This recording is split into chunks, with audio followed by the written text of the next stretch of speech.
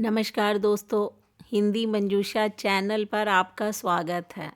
चलते हैं कहानी मंच की ओर। आज की कहानी जिसका शीर्षक है माँ की आखिरी निशानी।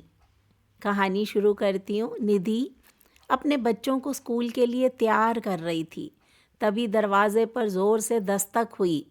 दरवाज़ा खोलते ही सामने निधि की मौसी खड़ी थी, जिसका नाम था सुनीता। चेहरा उदास और थका हुआ। बिटिया, तुम्हारी नानी अब बहुत कमज़ोर हो गई है। अकेले रहना अब उनके बस की बात नहीं। अब तो रोज़ बिस्तर से उठना भी मुश्किल हो गया है। तुम लोग ही कुछ करो। निधि ने ठंडी सांस भरते हुए कहा, मौसी, हम लोग इस रविवार को आते हैं। नानी को अपने साथ ले चलेंगे। निधि की माँ का देहांत हुए 10 बरस हो चुके थे। नानी ही उसका सहारा थी, मगर पिछले 10 साल से वह गांव के पुराने घर में ही रह रही थी। निधि के 2 भाई थे, अशिम और आरव। दोनों ही शहर में बड़े बड़े कारोबार में व्यस्त थे।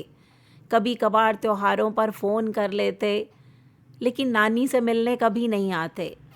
निधि अपने पति अमित और दोनों बच्चों के साथ गांव पहुंची।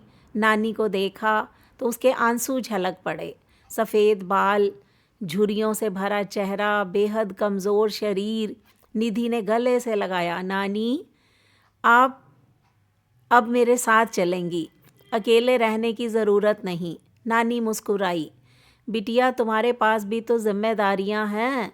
बच्चों की पढ़ाई, घर गृहस्थी कैसे संभाल पाओगी?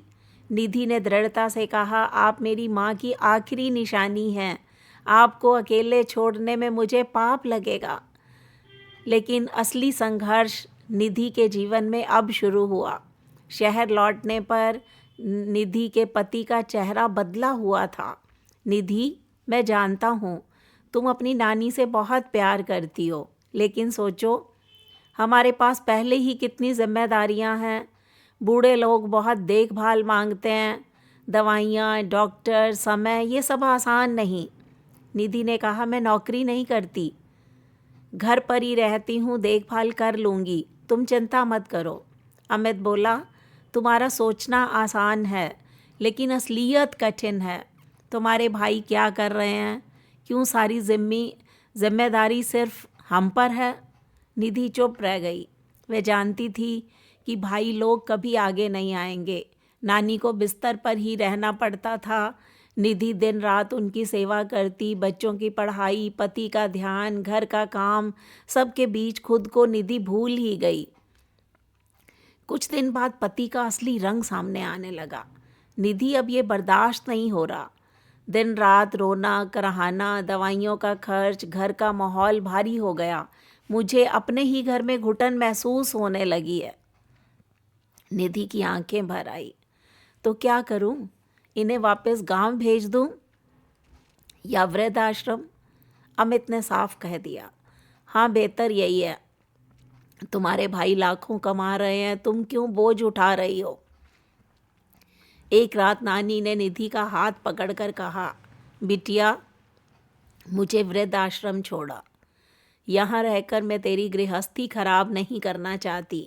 बूढ़ों की किस्मत ही यही है, जब तक काम आते हैं तब तक सब अपने होते हैं, उसके बाद कोई नहीं। रीमा फूट फूट कर रो पड़ी। नानी, आप ऐसा मत कहिए, आप मेरा भगवान हैं। काफ़ी दबाव और झगड़ों के बाद निधि ने नानी को एक वृद्धाश्रम में छोड़ दिया। नानी ने जाते जाते कहा, तू दुखी मत हो बिटिया, कभी कभी हालात इंसान से बड़े होते हैं। तूने जो किया प्यार से किया, यही मेरे लिए काफ़ी है। 3 महीने भी नहीं बीते कि वृद्धाश्रम से फ़ोन आया। नानी अब इस दुनिया में नहीं रही। निधि का कलेजा फट गया। उसने रोते हुए सोचा, काश मेरे पति और समाज की मैंने परवाह न की होती। काश आखिरी दिन नानी मेरे घर होती, मेरी गोद में होती। नानी की तस्वीर के सामने बैठकर निधि बुदबुदाई। आज समझ आया कि रिश्ते निभाने के लिए पैसे नहीं, हिम्मत चाहिए। भाइयों ने पैसा चुना, पति ने आराम, मैंने मजबूरी, लेकिन नानी ने सिर्फ प्यार चुना।